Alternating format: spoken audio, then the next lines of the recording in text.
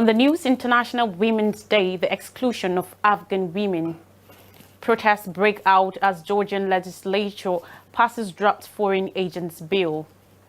Ukrainian government refused involvement in Nord Stream blast. Thai man jailed for calendar set to mock king. An Australian Prime Minister to meet with Biden in US submarine deal expected. Following a ban by the ruling Taliban, loads of Afghan female students have been unable to attend secondary schools and universities for more than a year. On Wednesday, the United Nations said Afghanistan under the Taliban government is the most repressive country in the world for women's rights, with authorities successfully trapping women and girls in their homes. Rosa Otunbayeva, head of the United Nations mission in Afghanistan, said in a statement marking International Women's Day, it has been distressing to witness their methodical, deliberate and systematic efforts to push Afghan women and girls out of public sphere. The Taliban has banned girls above the 6th grade from attending schools since they came to power in 2021. The rulers originally gave a shortage of teachers, lack of school infrastructure for gender segregation and other reasons for the continued closure of schools. Primary schools have been permitted to run. Some senior Taliban leaders have called for schools to be reopened, saying there was no justifiable reason in Islam for the ban. Presently, 80% of school-age Afghan girls and young women, totaling 2.5 million people, are out of school, according to UNESCO. The Taliban's decision to keep girls' schools shuttered has overturned important gains in female education during the past 20 years.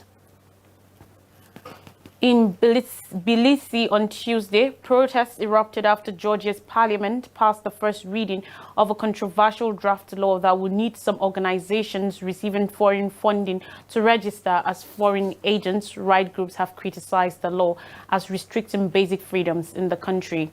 76 votes for, 13 against. Speaker of the parliament, Shalva Papushvili, said the bill was adopted in the first reading.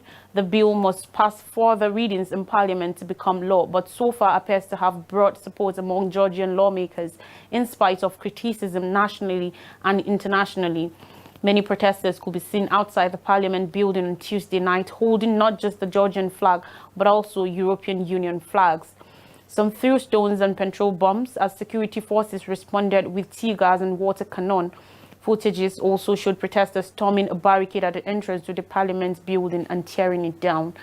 There are fears the law could hinder the country's hopes of closer ties with the European Union.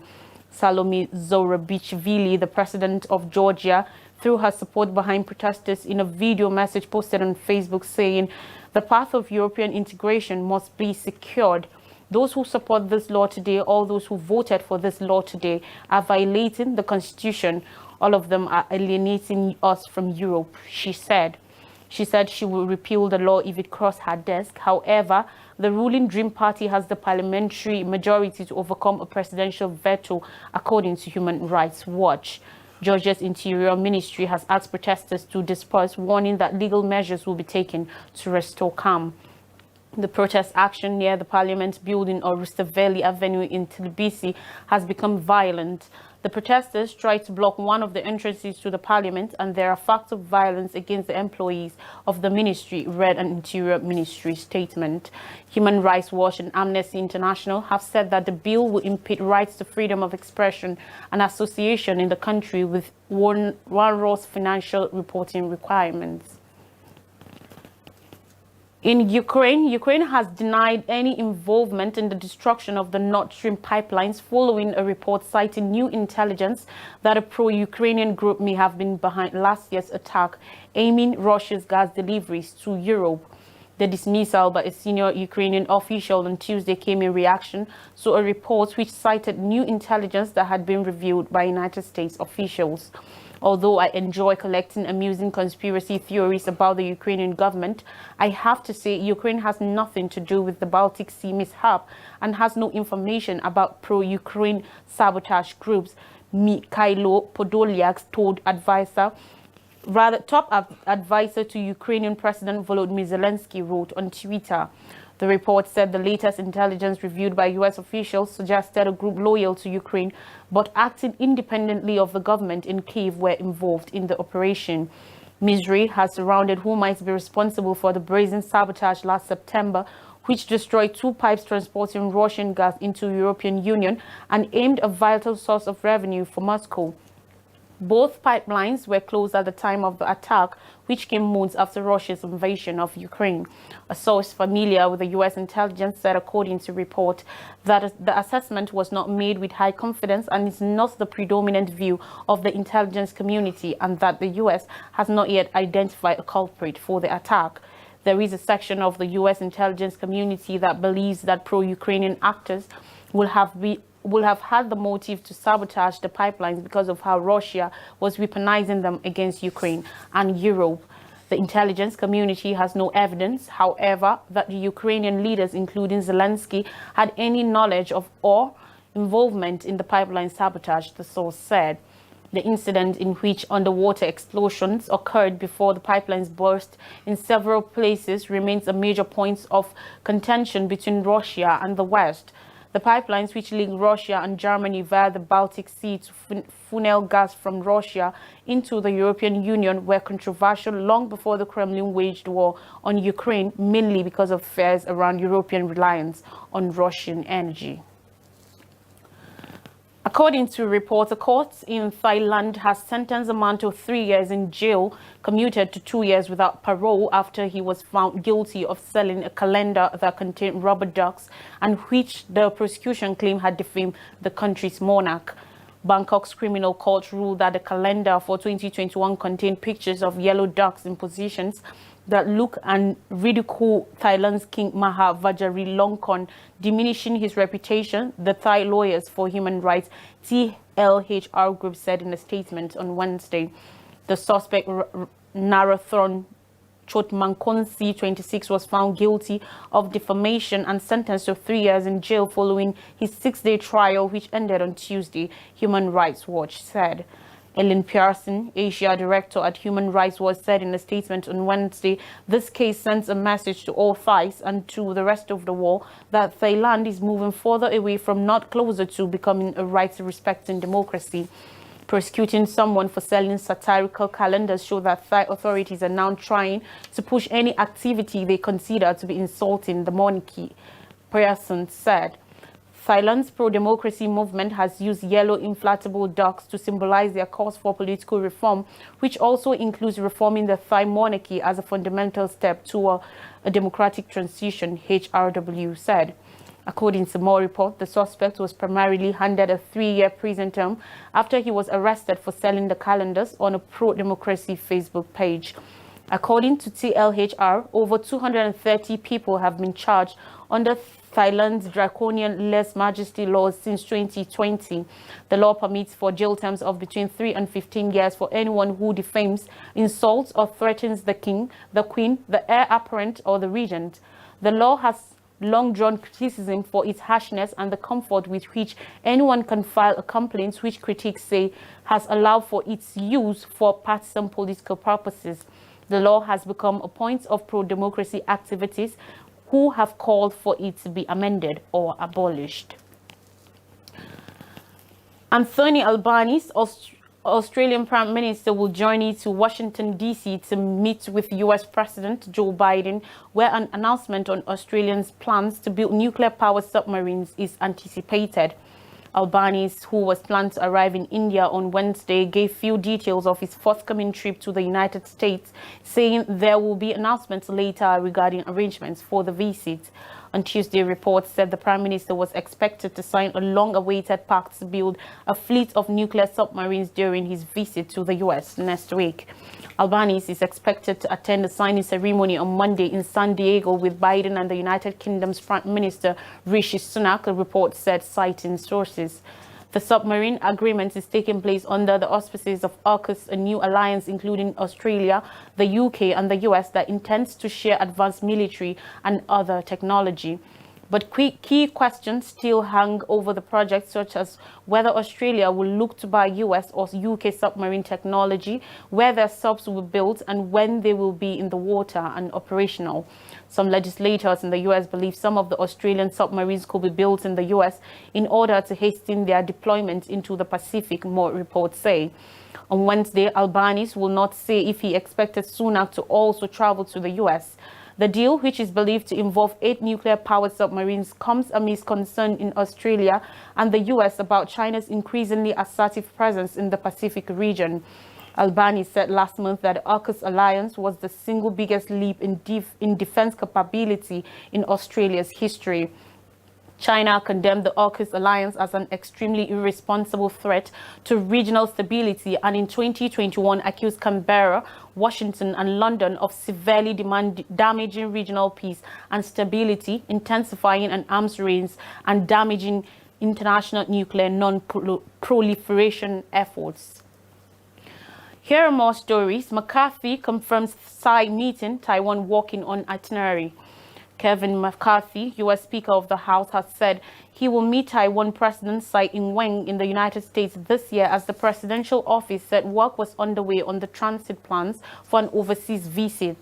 McCarthy confirmed his aim to meet Tsai while speaking to reporters on Tuesday night, but he also emphasized that his decision was not an effort to appease Beijing, saying he had not ruled out a separate visit to the self-ruled democracy that China claims as its own.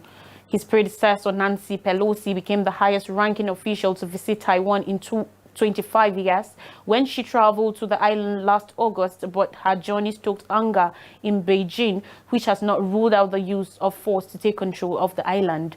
In reprisal for the visit, Beijing staged numerous days of live-fire military drills in the Taiwan Strait, which included firing missiles. Since taking office as Speaker of the House in January, McCarthy has also showed he would like to visit the island. However, a meeting with Tsai on U.S. soil may come first, as the Taiwanese president reportedly plans to stop in California and New York in April on her way to visit diplomatic allies in Central America, according to reports which cited unnamed officials.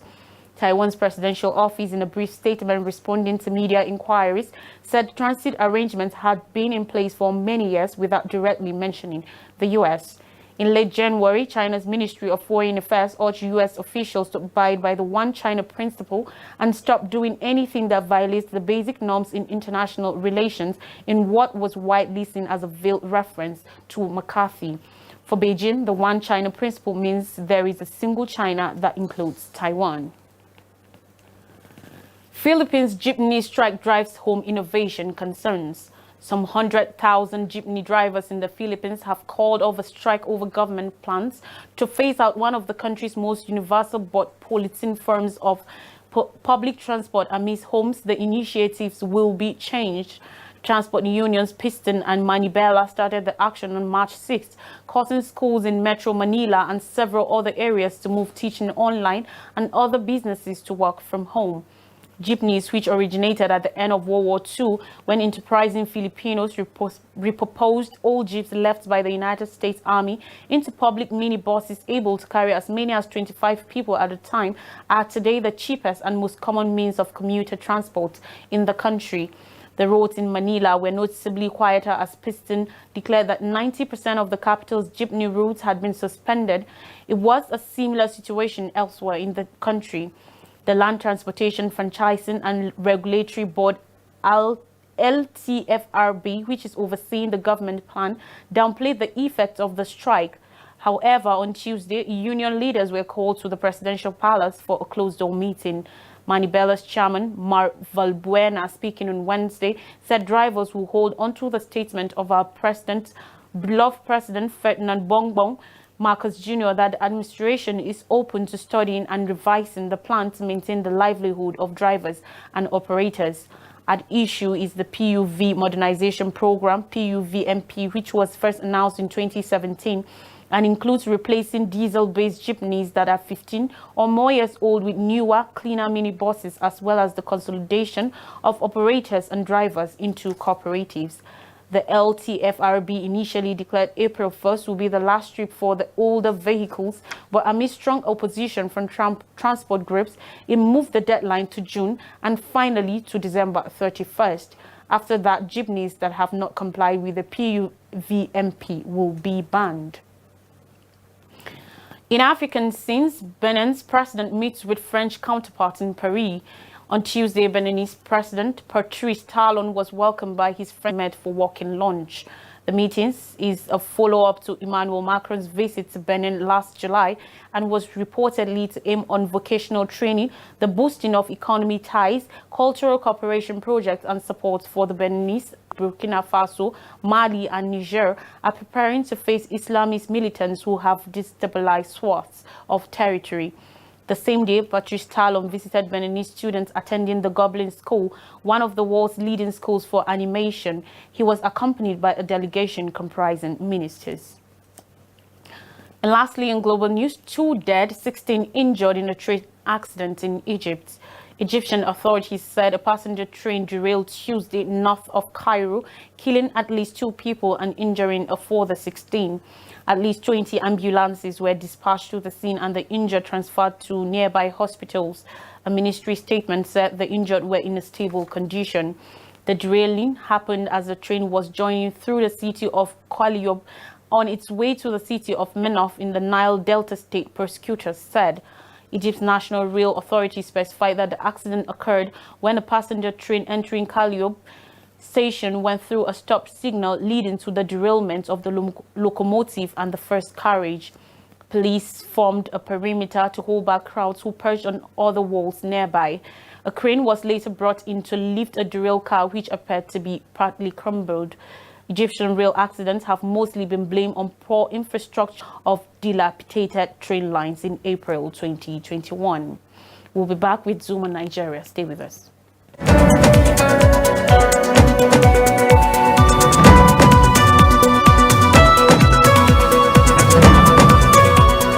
With appeal courts to rule on INEC's request to reconfigure BVAS. Yesterday, the Court of Appeal in Abuja adjourned till for inspection of materials used for the conduct of the February 25th presidential election. The court today will also rule in applications brought by the All Progressives Congress APC and the president-elect Bola Tinubu for permission. Justice Joseph Ikeye, who led a 3-member panel of the Court of Appeal, announced dates for ruling the application by INEC to vary the court's order.